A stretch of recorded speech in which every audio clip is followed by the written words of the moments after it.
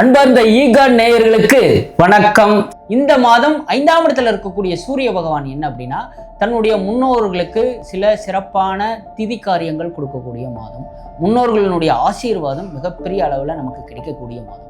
10ஆம் இடத்தில் கேது பகவான் இருக்கார். அதனால என்னன்னா, இந்த ஆன்மீக ஸ்தலங்களோட நம்ம முன்னோர்களுடைய ஆசீர்வாதமும் சேர்ந்து கிடைக்கக்கூடிய மாதம். 4ஆம் இடத்துல செவ்வாய், புதன், ராகு, 8க்குடையவன் 4ஆம் இடத்தில் இருக்கும் பொழுது வழக்கு வியாஜியங்கள் அல்லது ஒரு காவல்துறையினரால் சில பிரச்சனைகள் இருந்தால் அதெல்லாம் இந்த மாதம் சால்வ் ஆகக்கூடிய மாதம், நிவர்த்தி ஆகக்கூடிய மாதம்.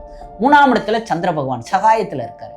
பாக்கியாதிபதி சகாயத்தில் இருக்கும் பொழுது தன்னுடைய உறவினர்கள், நட்பு வட்டாரங்கள், தான் பழகக்கூடிய இடங்கள் எல்லா இடங்கள்லையும் இந்த மாதம் மிக அற்புதமாக சகாயமாக நிறைவேறக்கூடிய மாதம். மெயினாக எதில் அப்படின்னா, சந்திரனுடைய ஆதிபத்தியம் 9க்குடையவனாய் சனீஸ்வர பகவான் 5ஆம் இடத்துல இருக்காரு. சூரிய பகவான் பங்குனி மாதம் 5ஆம் இடத்துல சூரியனாகப்பட்டவர் இருக்காரு. ராசியாதிபதி அதாவது விருச்சிக ராசிக்கு 7-12 கூடிய சுக்கிரனாகப்பட்டவரும் 5ஆம் இடத்துல இருக்கார். அப்போ 5ஆம் இடத்துல இந்த 3 கிரகங்கள் இருக்கும் பொழுது முன்னோர்களுடைய திதி காரியங்கள் நிறைவேற்றக்கூடிய மாதம், நல்ல ஆசீர்வாதங்கள் பெறக்கூடிய மாதம், மனைவி மூலயமாக சொத்து பத்துகள் வரக்கூடிய நல்ல ஒரு அற்புதமான மாதம்.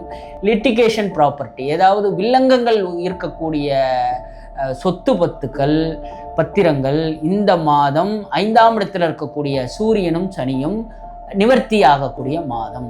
எந்த வில்லங்கங்கள் இருந்தாலும் அதெல்லாம் சூரியனை கண்ட பணிபோல் உடனே நிவர்த்தி ஆகக்கூடிய மாதம் இந்த பங்குனி மாதம். 8ஆம் இடத்தில் இருக்கக்கூடிய குரு பகவான், 8ஆம் இடத்தில் இருக்கக்கூடிய குரு பகவான் இந்த மாதம் என்ன பண்ணுவார் அப்படின்னா, இதுவரைக்கும் இருந்த குரு பகவான் பண விஷயங்கள், அதாவது பொருளாதார நெருக்கடியான விஷயங்கள்ல சூரியனாகப்பட்டவர் 5ஆம் இடத்துல இருக்கும் பொழுது எல்லாமே உபயராசிகள்ல இருக்காங்க. சூரியன் மீனத்துல உபயராசி, குரு பகவான் மிதுனத்துல உபயராசிகள் இருக்கிறதுனால 8ல் இதுவரைக்கும் இருந்த குரு பகவான் பொருளாதார நெருக்கடிகளை இந்த மீன ராசியில இருக்கக்கூடிய சூரிய பகவான் நிவர்த்தி பண்ணுவார். அப்போ 3ஆம் இடத்துல இருக்கக்கூடிய சந்திர பகவான் சகாயத்துல இருக்கார். சந்திரன் 3ஆம் இடத்துல இருக்கும் பொழுது தாய்மாமன் சகாயம் பண்ணுவார்.